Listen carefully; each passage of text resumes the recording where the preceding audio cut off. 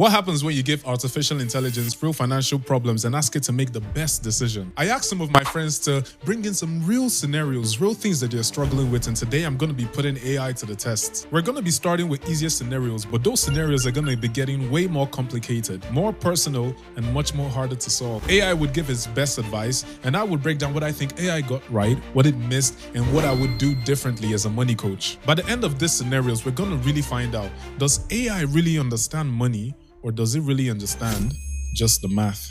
First off, we have Ashley all the way from Hamilton. Hey, Chaz, so I want you to be the ultimate money coach today. All right, so we have Ashley all the way from Hamilton, and Ashley just got a raise. And she says that she's finally making way more money, but she doesn't really know what to do with it. She's 26 and she just got a promotion, and her take-home pay went from $3,200 a month to $4,600 a month. She currently has a credit card debt of 21% and $2,000 in savings, $18,000 in student loans, and $0 invested. Her expenses in a month are about $2,800 a month. But now that she's making more money, she's thinking of upgrading her apartment, financing a newer car, traveling more, and starting to enjoy her money. So her question is, what should she do with the extra $1,400 a month? Give her the exact order of how you would prioritize her money and explain why. All right. For Ashley, first things first, don't let that raise turn into new bills. No bigger apartment yet, no car for now. Second, that $2,000 in savings, keep that as a starter emergency fund. Don't touch it. The priority now is the credit card at 21%. That's an emergency. So most of that extra $1,400 a month should go to killing that balance fast. If it's around $4,500, clear it in maybe 4 months tops by throwing that $1,400 a month at it. Third, once that card's gone, build a proper emergency fund, probably 3 months of expenses. So that's maybe around $8,400. With your current $2,000 plus $1,400 a month, you can get there in about 5 months. Then start investing properly and consistently at least half of the freed up amount. Let's say $700 plus monthly. Student loans probably pay the minimum unless the rate's high, above 6 or 7%. Then you'd want to get it down faster. And do definitely allow some guilt-free spending once the card's gone. Maybe 10% for fun, but not the car. Don't do that car yet. So that's that. AI made some point that were really, really good. I really love the fact about not getting the car, because a lot of people feel like the moment that they get a pay raise, then they also have to increase their lifestyle. Lifestyle inflation, it's a thing. I think AI talked about it being the more you get paid, it creating more bills. But lifestyle inflation is a thing. And oftentimes that's what keeps a lot of people stuck. AI got the part right about tackling the credit card debt, $4,500 at 21%. It basically said that that's an emergency. So points for that. And not touching the $2,000 in saving, points for that. And also paying minimum dollars for the student loans. So points for that as well. So when it got down to the numbers, AI got everything right, but AI didn't really tackle the emotional problem. It did not really tackle the emotional stress of having no guilt-free spending money, but just putting most of the money into paying off the credit card. AI did also get the part about the emergency fund, having a minimum of 3 months, which will be about $8,400. Ideally, the recommended amount is between $8,400 and $16,800. That is about 3 to 6 months of your bare bones expenses. So AI got that right. So now my recommendations, looking at this, the first thing that I would tackle is the lifestyle inflation. And it's a common problem that people usually have, like I said. Then the next thing I would let her know is that her dream is to travel, and all that is valid, right? But we need a plan to get there. We can't just act based off feelings and emotions, right? So we would just validate her desires to travel and, want to enjoy her money, because who wouldn't want to enjoy their money, right?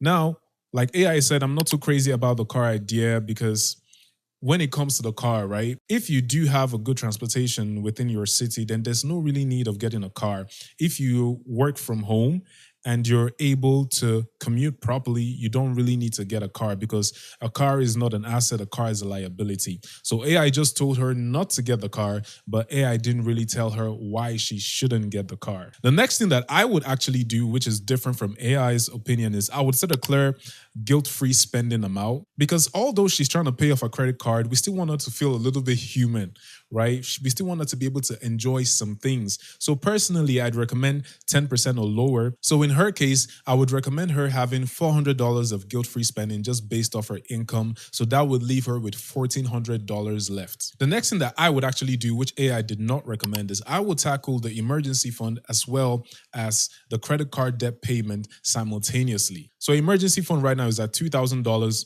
And we're trying to get that to $8,400, which is the lower end of the 3 to 6 months, which is 3 months. So right now she has $2,000. So we need to save up an additional $6,400. So as Ashley says, she has $4,500 in credit card debt at 21% APR. So what we're going to do is this. Right now in her fixed cost, she's currently paying the minimum payments. So what we're going to do is we're going to add an additional $800 into those monthly payments. Minimum payments on a $4,500 credit card debt at 21% APR would be about $150 a month, just based off a quick Google search, to be honest. So in total, she would pay about $950 towards her credit card, and this will take her about 5 months to complete that debt payment. And at the end of the payment period, she would have paid $238.59 towards interest charges. But also, since we're tackling both her emergency fund as well as the credit card, she wouldn't just only have paid off her credit card at the end of the 5 months, she would also have about $3,000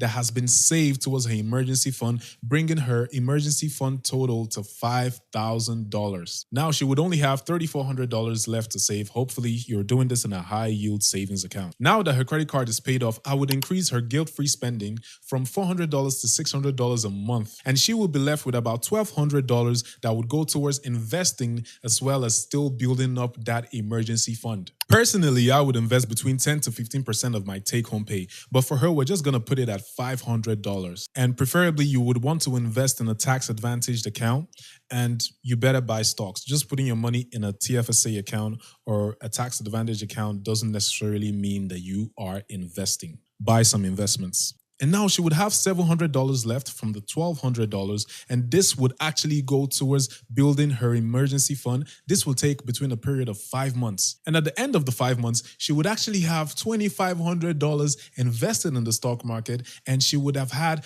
a 3 months fully funded emergency fund. And this entire process takes about 10 months. The moment this is done, I would actually reduce the emergency fund contribution from $700 to $200 because she had earlier stated that she wants to be able to save for traveling and actually enjoying her money. Now that she has that 3 months of emergency fund, we can actually have a little bit of more fun. So moving forward, after the 10 months, I would suggest that she puts $500 towards investments, $200 towards emergency fund, $300 extra towards her student loans so that she could just get that paid off, and $800 towards guilt-free spending. So the order that I will follow for Ashley is mindset shift first, paying off the credit card and emergency fund simultaneously, and then investing. Now it's time to score AI just based off what I would actually do.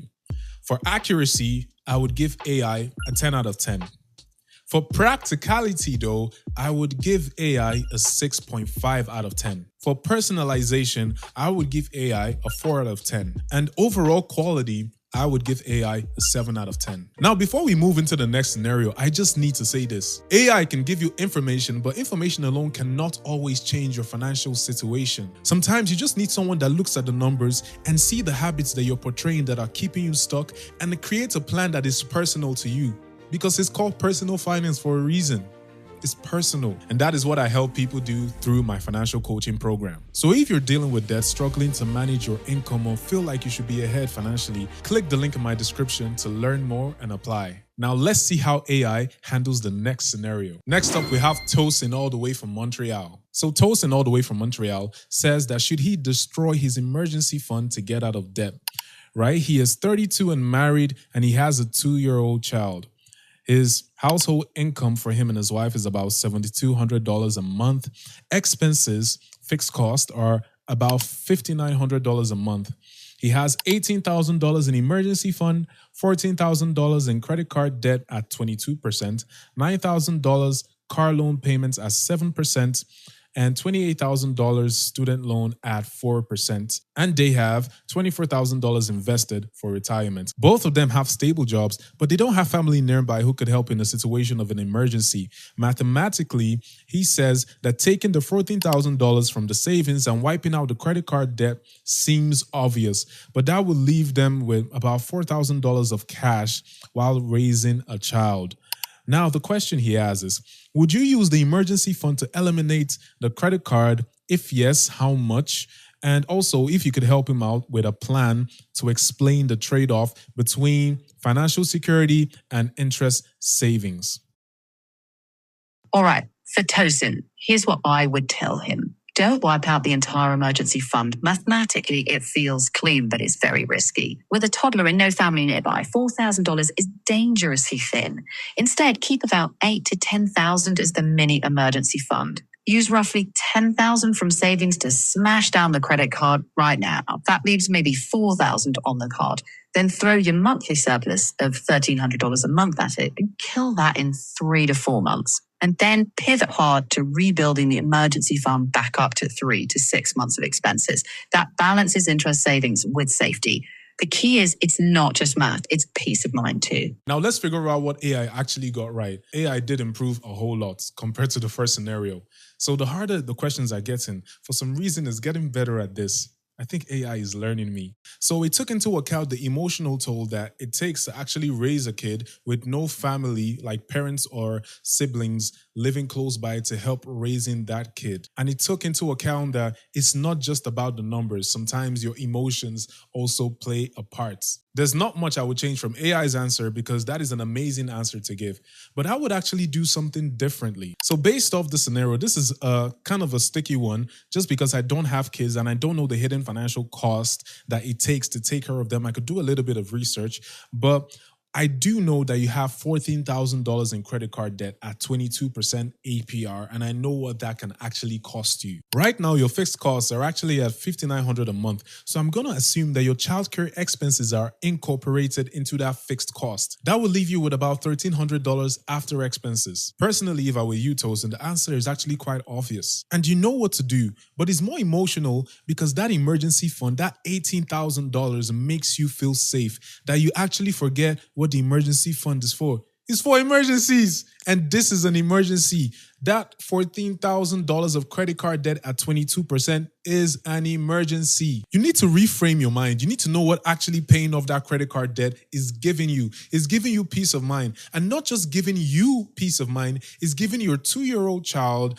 parents who are stable-minded enough to give him or her the best possible care. So Tosin, I hope you can actually see that. So now let's get straight to the numbers. I would clear off the credit card debt, and then I would be left with $1,300 after my fixed costs are paid. Personally, what I would do is I would put $200 towards those car payments, right? I would put $200 extra towards car payments and then $400 towards investing. And then I will put $500 towards the emergency fund just to build that up again, just in case your child needs something. And then I would allocate the last $200 for you and your wife because it's not easy. You guys need to go on date night because for you to be the best parents possible, you also need to enjoy some of the money that you're actually making so it doesn't feel like you're always stuck. And using phrases like, should I destroy my emergency fund? To be honest, is uncalled for. Those phrases make things more dramatic than they actually are. So now it's time to score AI. What did AI actually get? For accuracy, I would actually rate this a 10 out of 10 because it was pretty accurate on a whole lot of points that it made. On practicality, I'm giving it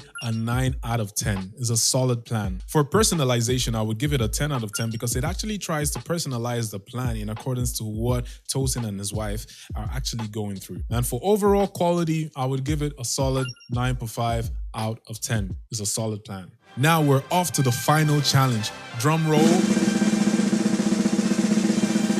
Next up, we have Krunal all the way from Hamilton. Let's see what his situation is and let's see if AI can actually solve the problem. I have one last and final problem that I need you to solve as the ultimate money coach. Now, this is Krunal all the way from Hamilton. He says that his parents need him, but helping them means changing his future. So he's currently 34 and he earns $105,000 a year.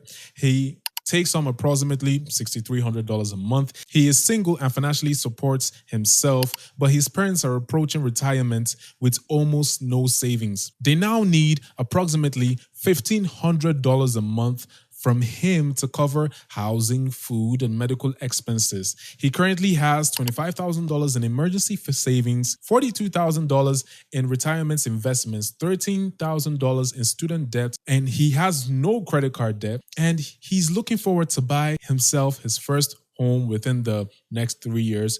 Without supporting his parents, he would be able to save about $2,500 a month. Supporting them drops that to around $1,000 a month. So his siblings believe that because he earns the most, he should contribute the most.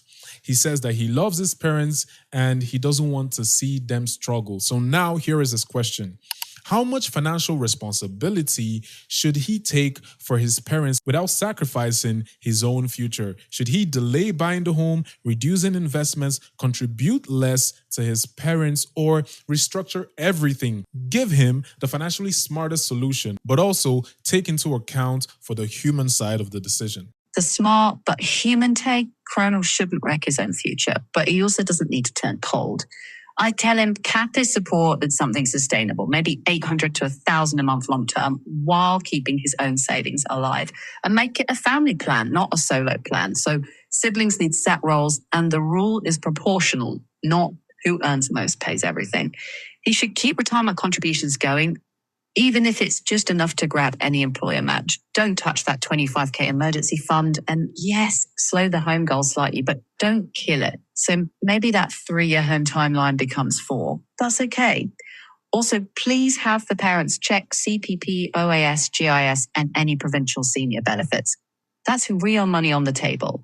Love doesn't have to mean unlimited sacrifice. It means steady, sustainable help that doesn't create the next generation's crisis. I am mind blown. Yeah. I don't know what else to say. No, that was an amazing plan. Let's see what AI got right. It talked about creating boundaries, right? Which is amazing, right? The siblings obviously think because he earns more that he has to pay more, but things should actually be done proportionally because he doesn't have to give up his dream. Now, his dream might be a little bit delayed, maybe from 3 years to 4 years, like AI said, but he can still be able to achieve the dream while being able to also support in a way where he still shows that he cares for his parents. So yeah, this is an amazing plan, and AI did way better than I ever even expected. I need to sleep with one eye open tonight because AI is coming for my job. But now it's time for me to actually give my own take. Personally, just based off looking at this, I just want to tell Krunal that you are doing an amazing job. You don't hear this all the time, so I just want to give you praise for that. Now, that being said, the house is your dream. Now, personally, I'm not the biggest fan of homes just because when you're getting a home, there's a whole lot of hidden costs and hidden fees that come with getting a home that a lot of people don't even ask questions about. So if you're going to go through that route, make sure you're asking questions, make sure you know the total cost of what you're going to be paying. So that being said, I believe that this is a solid plan. Now let's rate AI, but I think you guys obviously know what the rating is going to be, but let's do it anyways, just for fun. So for accuracy, I would rate this a 10 out of 10. For practicality, I would also rate this a 10 out of 10. For personalization, I would rate this an 11 out of 10 because, yeah, AI got it. And for overall quality, I would rate this a 10 out of 10. This is bang on. This is spot on. And yeah, Krunal, you're doing an amazing job. Can't wait to hear how this entire process actually played out for you. Now, if any of these scenarios felt really personal to you, don't forget to click the link in my description so that you can apply for a personal coaching program. Don't forget to like the video. Don't forget to share. Don't forget to subscribe and comment down in the comment section. Did AI actually give really good advice or am I just being too nice? Catch you guys in the next video.